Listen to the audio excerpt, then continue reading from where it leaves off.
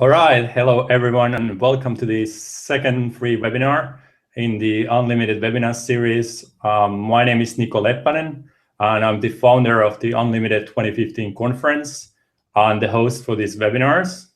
And I'm really excited today because I have the pleasure to be joined by Chantal Burns, who will also be one of the speakers at the Unlimited conference, which we're gonna be talking about a bit more later in this webinar. So I would like to welcome Chantal, and thank you for joining me for this webinar. Thank you for inviting me. Yeah. First, I want to give you a moment to introduce yourself, and yeah, just offer you a chance to tell a little bit about you, what you do professionally, before we dive into our main topic for this webinar, which is stress-free work life, by the way. Okay, so I work as an executive and performance coach in business, and I've been working in business for 26 years. I've been working with organizations in a kind of coaching consulting capacity for nearly 16 years. I'm also an author. I've got a book called Instant Motivation, which is a bestseller, which is a principles-based business book. What else would you like to know?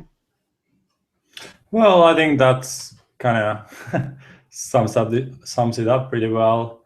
I kind of want to say a few things about how we first connected, because I first heard of you from Jamie Smart, when I asked him for his opinion on who would be a good fit to speak at the Unlimited conference.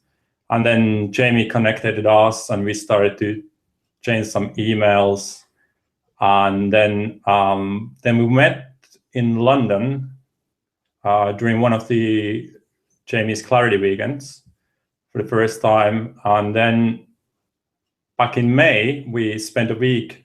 We both went to this retreat in Lanzarote, which was really cool. And you were there to help facilitate the retreat. And then, yeah, we were there for 1 week. And after that, a couple of days later, I came to London again for the Tikkun conference, and we met there again. And I think, I don't know, I feel that although we only met for like a couple of times and all that, I feel really like I've get to know you well. And yeah, I can just say that besides all those, credentials that you were sharing, I can tell that Chantal is also a very lovely human being. So thank you. So, yeah.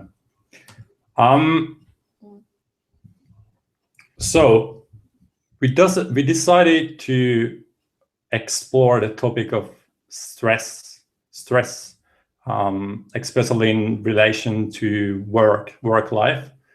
And in your book, Instant Motivation, you have a whole chapter about stress and anxiety and that kind of things. And today, when I was doing a bit of background, research for this webinar, I read again the chapter in your book. And what I found interesting was that you made a reference to a recent study, or I'm not sure how recent it was, but anyway, you mentioned that that according to this one study, stress was found to be the single biggest cause for a long-term sickness in the UK, which I think is very significant and highlights the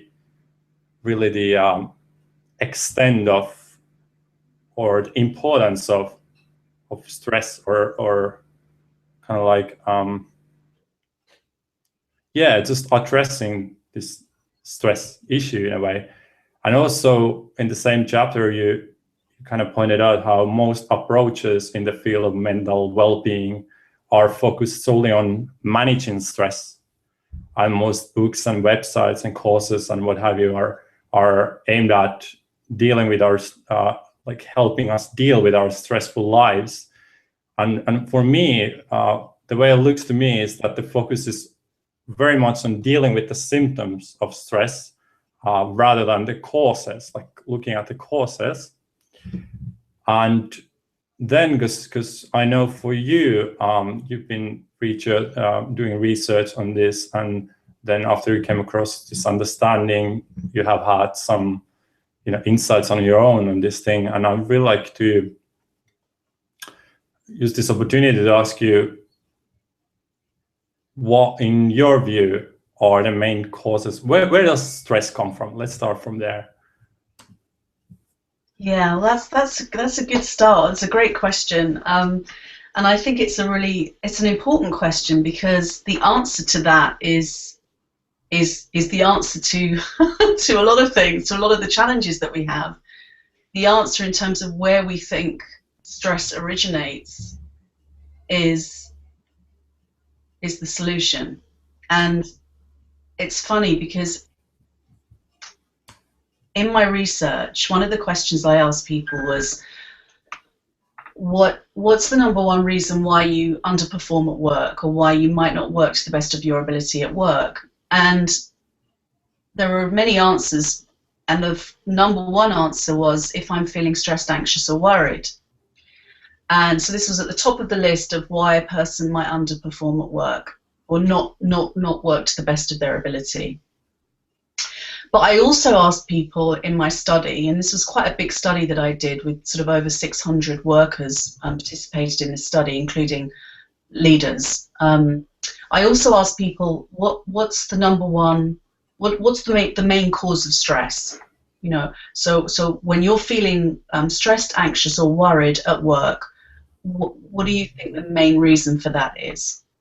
And it's probably not going to be a surprise to people that the top of the list were things like workload and pressure of deadlines and not enough time and other people or relationships. So all these were at the top of the list. And what was really interesting was they also had the option to choose things like my own thinking, or how I'm thinking about things. And these were at the bottom of the list. These were at the bottom of the list. So, and this is the fundamental challenge that we're up against as human beings, is that we don't include thought in our experience of well, we don't include thought in any of our experiences, but our thinking is always kind of left out of the equation.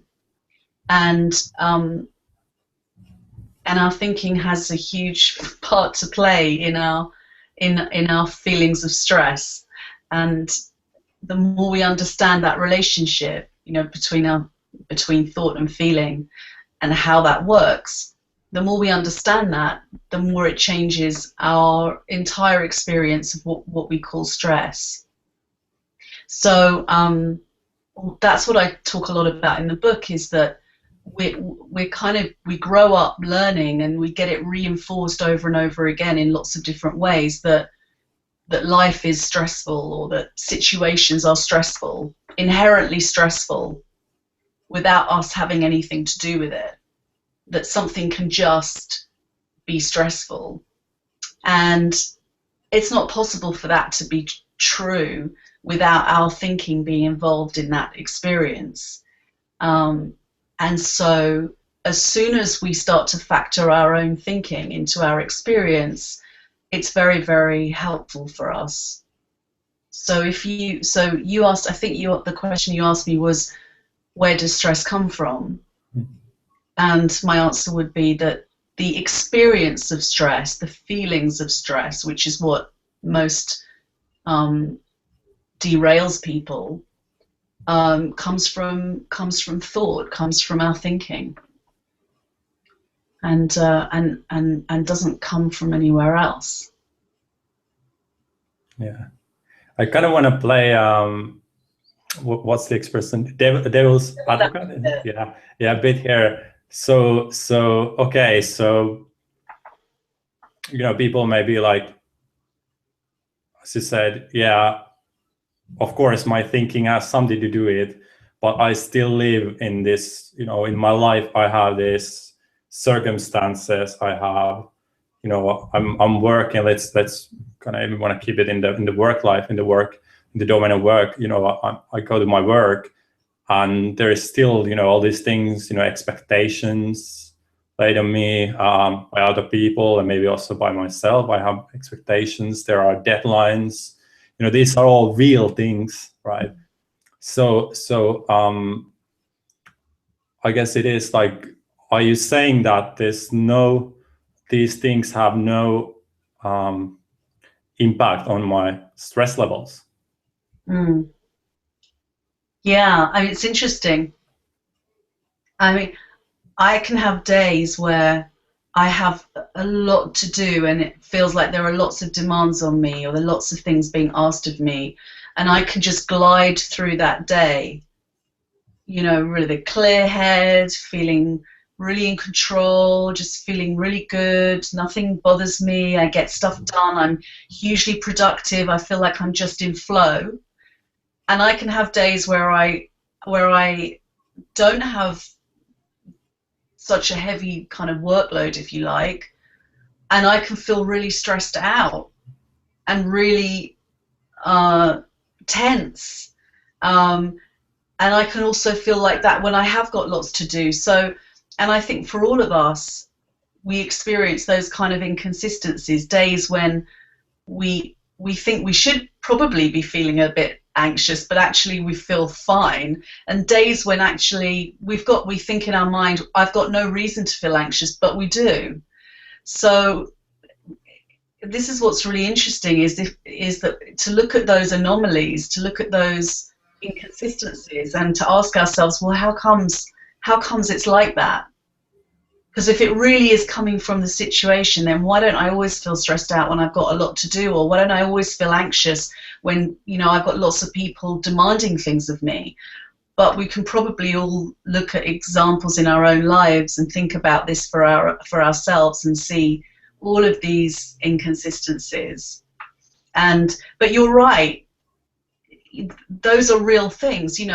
If you've got a team of people, let's say you're a leader and you've got a big team, and some of them are quite new and they're maybe struggling a little bit, or they're in a learning curve, and they're sort of more demanding of you, and other people that are needing things from you by a certain time. We can have all sorts of things going on in the workplace, all sorts of things, from the very trivial to the more important. But it's the variations in how we feel are not determined by what's going on around us, and that's why we see these inconsistencies, because the feelings don't come from there, the experience isn't generated from out there, generated from the variations of our own thinking. And that's the only place where our feelings can come from.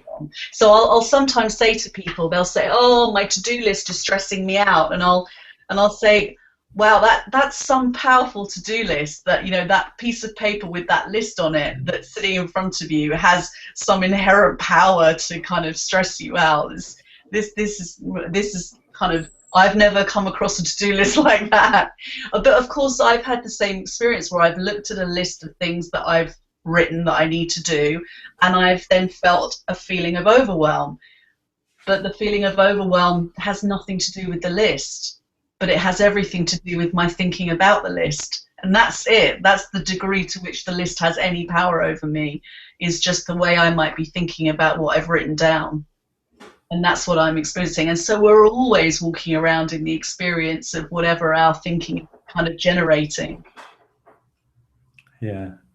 I have a very quick follow-up question that came to me when I was trying to be in this role, devil's advocate role, which is that, all right, so okay, it's about my thinking about my things at work. So in a way, it makes sense to ask, okay, so should I change my thinking? Or if it's not about the piece of paper on the table, and it's about my thinking, so it's my thinking that what I should change, try to change, or manage, or control, or something like that. Yeah. What would you say to someone who's kind of like making that point? What would their question be? So should I, in order to kind of alleviate my stress, my feeling of stress, should I work on my thinking then to try to think less stressfully or more positively or whatever? Yeah, yeah, that's a great question because I mean that's what most approaches teach. That's really what the whole kind of positive thinking movement is about. That's what cognitive behavioral therapy is about. It's about reframing or changing our thinking so that we can change how we feel about a situation. So I think, yeah, most of what is out there, kind of in personal development world and the business development world, when it comes to performing better at work, is about how to think better, or think smarter, or and there was a time when that made a lot of sense to me. I was really interested in the whole idea that if I can have more positive or more resourceful thoughts, then that would be better for me. And I guess there's an easier way for us to experience more well-being, more mental well-being.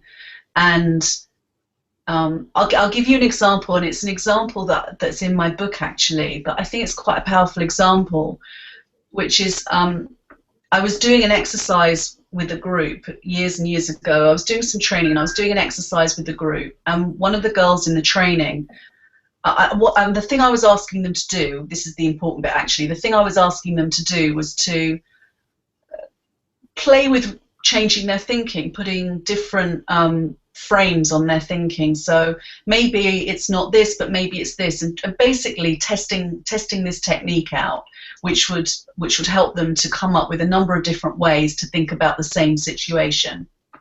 So that will be an example of what you're saying, to changing your thinking so that you can feel better about the situation. So she had a situation at work where somebody had done something and she was feeling very upset about it. And so I asked her to use that as an example where she could come up with lots of different ways to think about that situation. And at one point during the exercise, she called me over and said, "Look, I'm really struggling with this." And I said, "Why?" And she said, "Well, it doesn't matter how many different ways I think differently about this. It doesn't matter how much of a spin I put on this. I still don't like what they did, and I still don't think it's right, and it's not going to make me feel any better. I'm just trying to trick myself, but I still don't feel good about what they've done." And it's really interesting because back then that's what made sense to me. That's all I really knew to do to help her. But now I really understand that the thing that's most helpful for people, and the thing that would have been really helpful for her, would have been to really understand where her feelings of anxiety and upset and stress were really coming from, because she believed, as did I to an extent back then, I guess. I must have, otherwise I would have been able to help her in a different way. She believed to an extent that her feelings were being caused by the situation and this person and what they'd done. And so in some ways she was quite disempowered. And even going through the motions of trying to change her thinking, that wasn't even going to work for her because she still believed that her experience was somehow being generated, her upset was being generated by this other person. So the best thing I could have done for her, and the best thing I think we can do for ourselves, is to understand more about the source of our experience. If I'd have been able to help her see where those feelings were really coming from, that person had no inherent power over her in terms of her own feelings, that she could feel okay regardless of what had happened, and that would settle her down, and that when we see where our experience comes from and we stop blaming something or someone else for how we're feeling, it takes a lot off our minds and settles us down. That's very, very helpful. I didn't know that at the time, so I couldn't offer that to her. So she still walked away believing that her feelings were being caused by something other than her own thinking. So it's understanding that relationship and how that whole system works, which I guess is really the core theme of your conference. Understanding how this fantastically intelligent human operating system works is really the key to to our mental well-being, and it's certainly the key to dealing with things like stress and burnout. And I see a lot of that in corporations with leaders. I see a lot of leaders who are anxious and overwhelmed, and a lot that are on the verge of burnout. Yeah. I will now ask you one more question, but I forgot to mention earlier that if any of you who's watching this has any questions of your own, something you want to ask, feel free to write them down in the chat box, and yeah, I'll read them aloud for Chantal. So I haven't seen any messages, but I hope that it works. Anyway, so yeah, if you have any questions at any point, yeah, just pop them in. Okay, I'm hearing my own voice from somewhere. That was weird. So what I wanted to ask you then is that, you know, what, because we are always, in a way, when we are learning to learn, I don't know if that makes sense, where we are growing up and we are kind of going to school, we are always, the way that we learn, we are taught to learn in a way is that, what I'm trying to say is that people are usually looking for some kind of application, something that they can do in order to become masters at something, whatever it is. And I kind of know about this, but I'm trying to ask this in a way that's someone who's not so familiar with this understanding, like someone who they may ask that, okay, so what do I need to do now? So how can I become better at seeing the role that my thinking plays, or something like that? Yeah. Well, is there anything to do? Well, I think that being interested in learning more is enough. Wanting to look in this particular direction, being curious, that's all we need, really, in order to kind of start understanding more about this. I mean, going to a conference, reading books, talking to people, yeah, those are things you can do. Engaging in conversations about this topic, listening to these kinds of webinars, these are all things we can do. If you mean more in terms of the techniques or the kind of the things we were talking about earlier, then it's the more insight we get into how our experience works, we realize the less there is to do, because human beings are natural learners, and we're kind of wired for insight. We're able to learn, we're able to discover, we're able to, that's something that just comes naturally to us. So if someone's listening to this and they want to know more, they can kind of relax knowing that that's just something that is going to naturally happen the more you are interested in this direction. It's the beauty of how our minds work, is when we kind of put our attention in a particular direction, we're going to start to learn more. It's just, that's how it works, because our awareness is going to lead us to notice things that we weren't noticing. It's interesting, one of my clients, I was working with a leader in an organization, and she was starting to learn more about the role of her own thinking, and then she came back to me a few weeks later for a catch up, and she said, oh, wow, I'm really noticing how much, you know, how much thinking I do every day, you know, just really, she was really starting to see thought, you know, really see it rather than just being in the experience of life. She was seeing the role of her own thinking in that experience. And it was really sort of shocking, not in a bad way, kind of in a good way. It was shocking to her just to be able to recognize the volume and the speed sometimes of her thinking.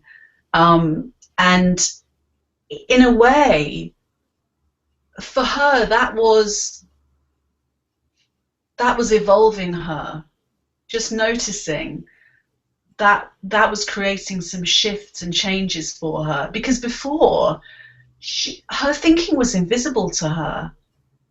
You know, she walked around in a feeling of anxiety quite a lot of the time, which she would blame, as many of us do, as we all do, and I still do from time to time, and sometimes more often than that. She would blame, you know, too many meetings or difficult team members or whatever. She would have lots of reasons why she was feeling anxious, but her thinking was invisible to her. And as soon as the notion that her thinking could have something to do with her experience, could have something to do with her feeling state, and as soon as she started to see the truth of that, it's a little bit like deciding to buy. I remember deciding to buy a car, like years and years ago. I decided to buy a particular kind of car, particular model and a particular color. And as soon as I started driving around, I started seeing this car everywhere. I mean, everywhere this car was showing up, to the point where I remember saying to my partner, I don't want this car anymore. It's really common. Everyone's got this car. But before that, I was hardly seeing that car anywhere. It looked like a really unusual car. Well, this is what happens. We start to put our attention in a particular direction. We start to really notice. And as we start to notice, we learn. Our noticing informs us, and it kind of teaches us. So as she noticed, she started learning. Yeah. Yeah.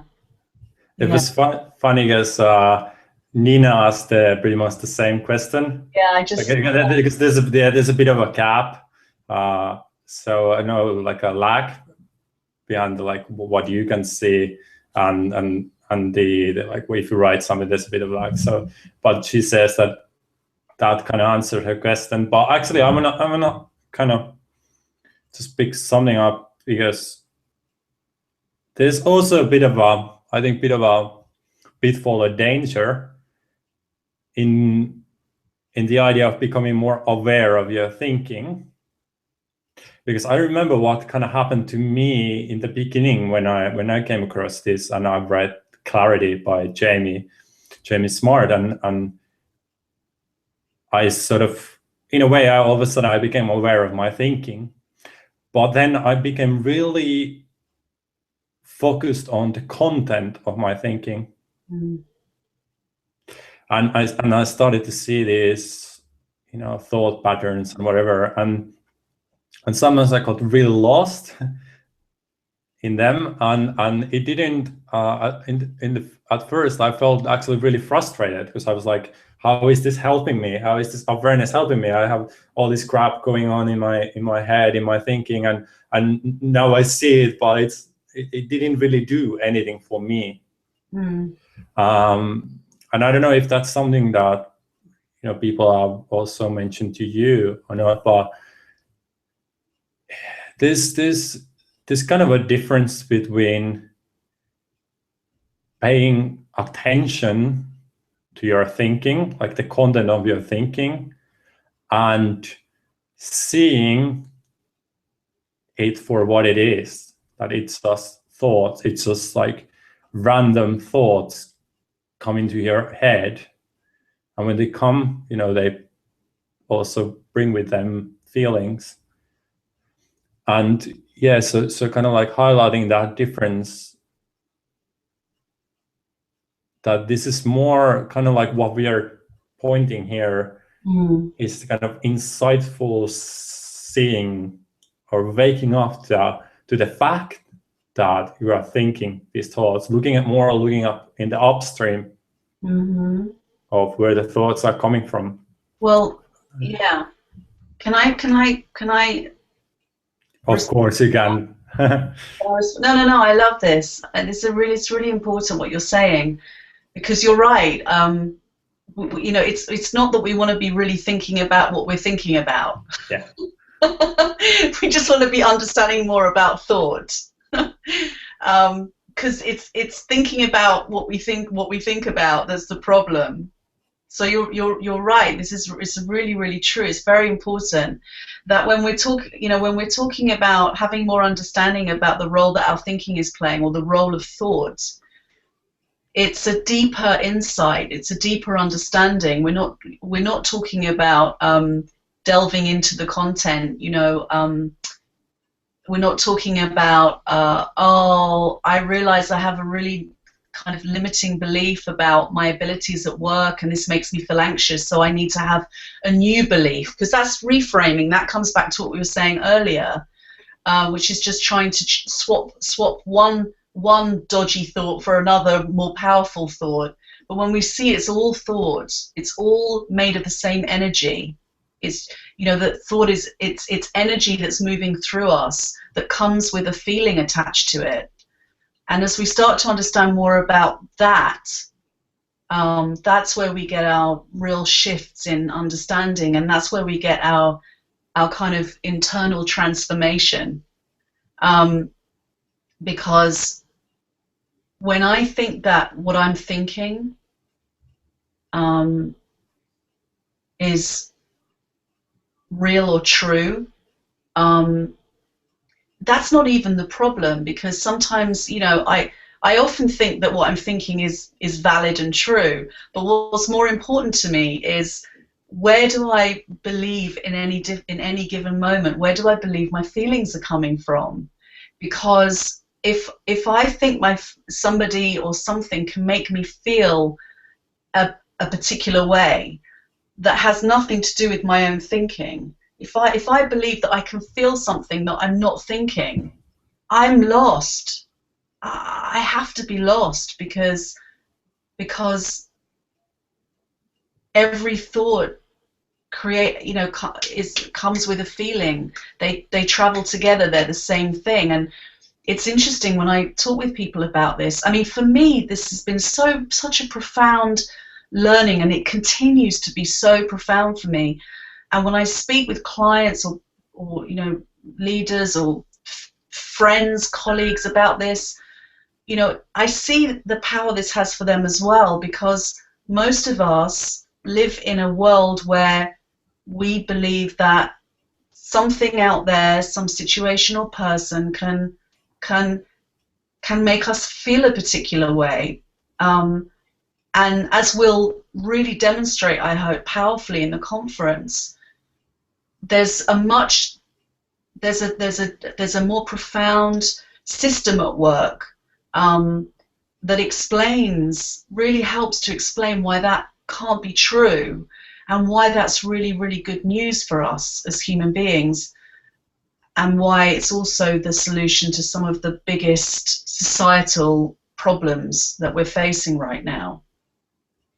And that's, I had a client recently say to me that he could see that this was really the answer to issues of war and global conflict. And we started off talking about anxiety and overwhelm and burnout. And he came to me and said, well, the understanding more about how the human experience works is the answer to the biggest issues in society that we're facing. And I believe that's true, because fundamentally I think that all of the issues that people are dealing with are issues of a lack of understanding about how we function as human beings. And I know that when I forget about where my feelings and my experience is coming from, I do nutty things. I think crazy thoughts. I mean, I think I can think crazy thoughts anytime, but the times when I really get really engaged with those thoughts, I know I'm kind of, I can just go AWOL, you know, and that's the same for all of us. You know, it's the same for all of us. We're all the same in that regard, and we all have the same unlimited potential and wisdom and common sense as well to transform, and that's extremely hopeful and very exciting as well. I'm not sure if that answered your question, because I actually can't remember what your question was now. Me neither, but it doesn't matter, because that's really just like, I don't know, great what you said there. And it kind of, it is funny because, for example, this week I'll be doing, some work for the conference, and I've been like going in and out of it, meaning that I've been, one moment I can be feeling really stressed, and then when I look at things what I'm doing, it's kind of like, in that state of mind, everything looks like a problem. Mm-hmm. When you're feeling really stressed, really anxious, this kind of feeling is in you strongly, you're feeling it, everything looks like an issue and a problem. And I'm going like the different details, how much there is to do before the conference. Oh, so much, and all these kind of things. And then like half an hour later, I'm a bit totally out of those. I might be back into like clarity, or in this sort of more calm state of mind. And then I look at this exact same things, and then I'm like, well, it's going all right there, and yeah, well, I have enough time to do this, and this is not really a problem, and everything is the same. Nothing has changed in that half an hour, or however long it is. Mm. So it's just so. And then I sometimes have the when I'm really not seeing it clearly, then sometimes I second guess, how well I understand what I've learned about, how thinking works, the thought, feeling, connection, everything I've been learning for the past a year and a half, and I second guess my understanding and everything, and in that moment it looks really real that I haven't actually learned anything. And then the second when that, I'm back there,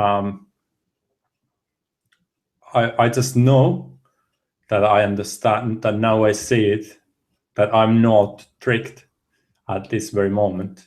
It's still working the same way, but I'm just in a way in tune with it.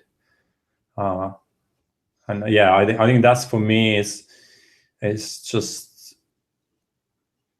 kind of like one of the key implications that been showing up, that I'm not, that when I freak out, in the sense, about something, I'm not like, it takes a shorter time.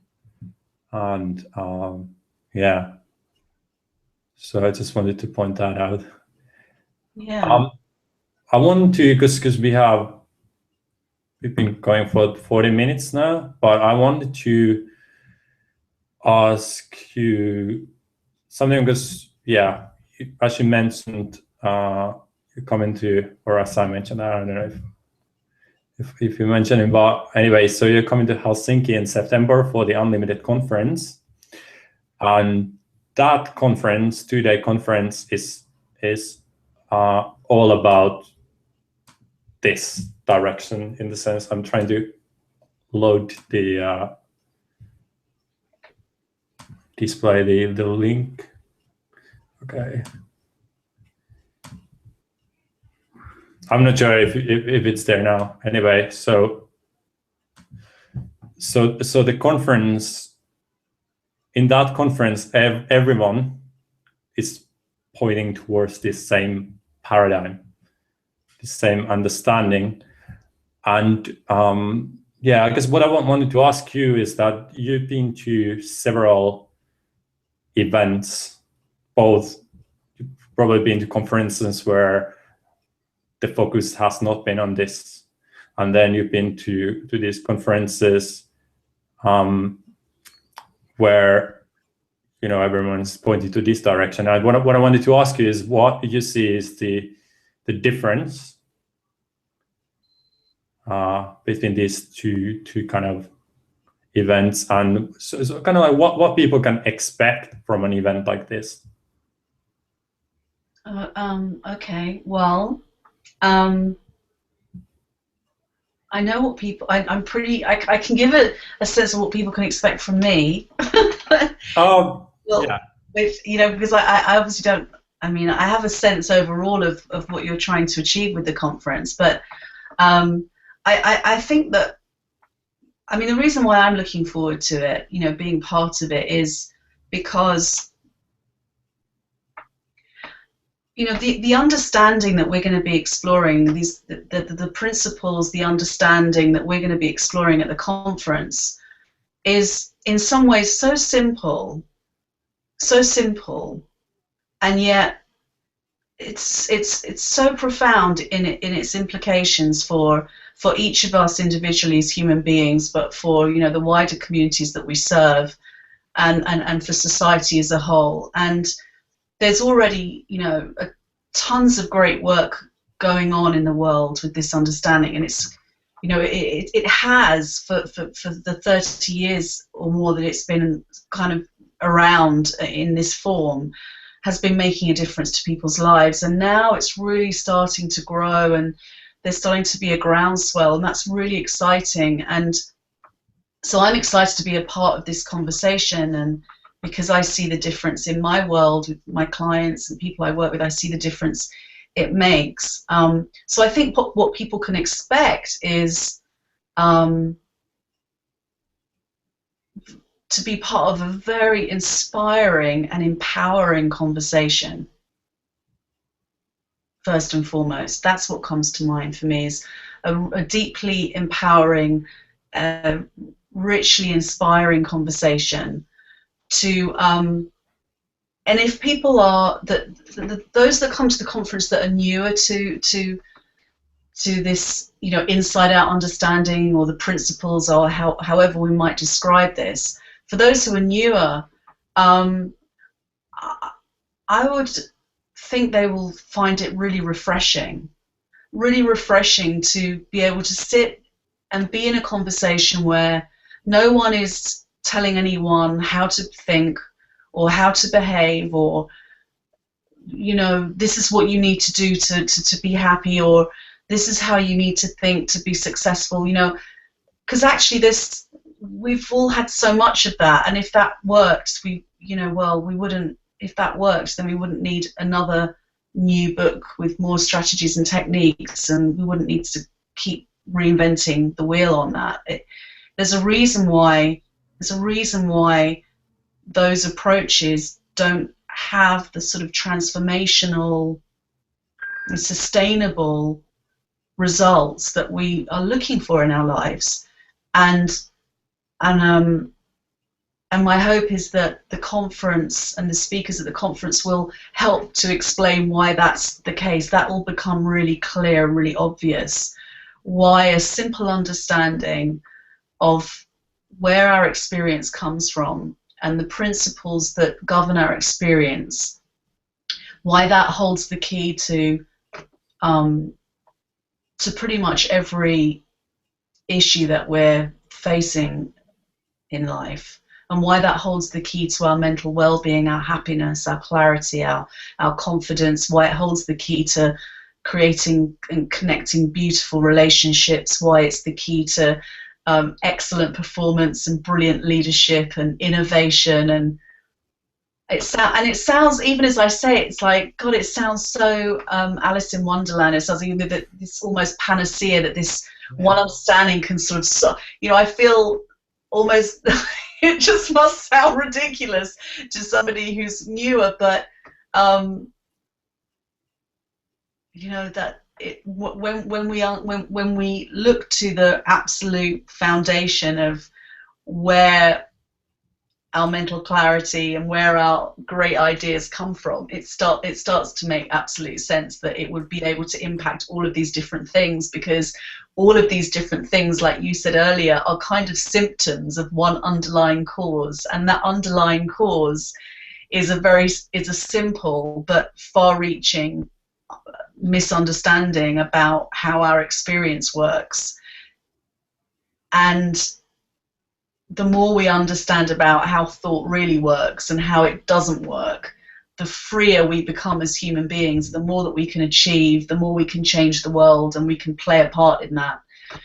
So it's very exciting. So yeah, I'm pleased I'm coming. Yeah, me too. I'm really looking forward to it. Yeah, and I'm really personally, I'm really just excited that we have this kind of group of people, not really making distinction between speakers and non-speakers, just like having a group of people who are curious and have interest in looking in this direction, just coming together for 2 days and exploring something together and experiencing insights that could potentially have very life transforming effects on the lives. So and I don't and why I'm also excited is that I don't have to travel somewhere. Like, because of this, I've traveled to London like, I don't know, 10 times in the past year, and then Oslo, and where else I've been. Well, to Lanzarote and yeah, to many places. And now I only need to drive to Helsinki. So that's pretty cool that we can bring this conversation here. And yeah, not only to Helsinki, but to the Nordic region as well. I know there's one question from Lawrence. Yeah. Do you want to talk to that? And then we can sort of end it there. Yeah. Yeah. So Lawrence is asking how and what do I say to clients who ask me how and when will I know I'm seeing things from a place of clarity? How and when will I know I'm seeing things from a place of clarity? It's interesting. Well, I don't get that question very often, but it's an interesting question. It's a little bit like saying how do I know when to trust my thinking? And with the time that we've got left, and maybe I'll speak to it a little bit more at the conference, because I think it's a really important question, but there's 2 ways to answer that. First of all, we just know, but that's not necessarily a very helpful answer for people. Another way to answer that question is, I know for myself, if I'm attributing my experience to somewhere other than my own thinking, I know that I'm not seeing things from a place of clarity. So for me, it really comes back to how I think my experience is working in any given moment. And so the degree to which I'm attributing, blaming, pointing to something out there, some situation, past, present, or future, as being the source of my experience right now, to the degree that I'm doing that, I'm not going to be experiencing absolute clarity. That just has to be true, because as soon as I kind of put thought, feeling, and experience back in the formula in their rightful places, as in thought, feeling, experience over here, and situations, people, circumstances over here, I always settle down. I think we just do, because there's a lot of energy, a lot of thinking that goes into trying to deal with all of these issues that we think are happening to us. So if I think that some situation has some inherent ability to make me feel the way that I do, that's going to it's going to put stuff on my mind. It's going to put a lot on my mind. And that's going to then reduce my ability to see things with perspective. So the more I separate, thought and feeling, the more I attribute it to something out there, the more I'm reducing my clarity. That's just kind of the logic of the system. And I think we'll speak a bit more about that at the conference, because understanding the logic of this intelligence that we are part of is so helpful. I find it so helpful. So yeah, so I hope that perhaps answers your question, Lawrence, to some degree anyway. Yeah. Anyway, if you have any, because we need to wrap this up soon, so if you have any questions about something or you're not clear about something, feel free to write to me. And yeah, just like, because I wanna kind of be in service for you. If you taken, like, I appreciate that you have taken your time and kind of, yeah, to watch this webinar, and then if there's something that's not clear, I want to help you to whatever I can to make it clear to you. But I know Lawrence is doing pretty well in St. Lucia. He's, even though we're gonna agree that our job is not the source of our feelings, but yeah, he gets to work there. I know he's he's in this paradise hotel working for a while there. So yeah, I have to say I'm a bit jealous about that, even though it's just my thinking. All right, so first of all, I want to thank you, Chantal, for taking the time to do this, and I'm really looking forward to you coming here to Helsinki in a couple of months. Me too. Yeah, and I also want to thank everyone who's watching this. This is recorded, and if you missed parts of it or you want to watch it again, it will be uploaded on the Unlimited 2015 YouTube page. So you can find it there. Yeah, just search for Unlimited 2015. Yeah, it's going to be there. So thank you, everyone. And I hope you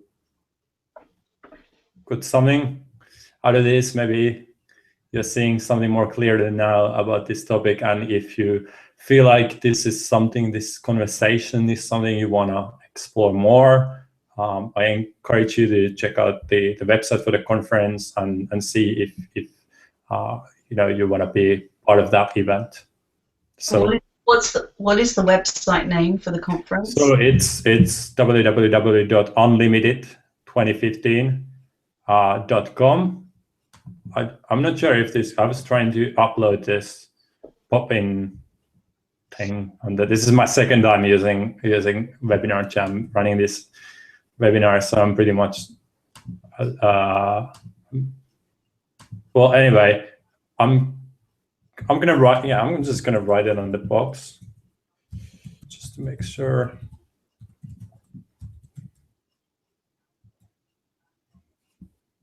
There we go. Unlimited2015.com. Yeah. So you can find more info about the conference and the speakers, everything, and you can also book your tickets from the site. So yeah. So I wish you all, I can really wish you all a good night, good evening, because who knows where from this globe you are watching this. But okay, cool. Thanks, Veronica. So the thing is there, the pop-up thing is there. So anyway, enjoy your day or evening or morning, whatever. I look forward to seeing you in Helsinki, Nico, and everyone else that comes along. I think it's going to be wonderful. So yeah. Yeah. All right. Bye-bye. Bye.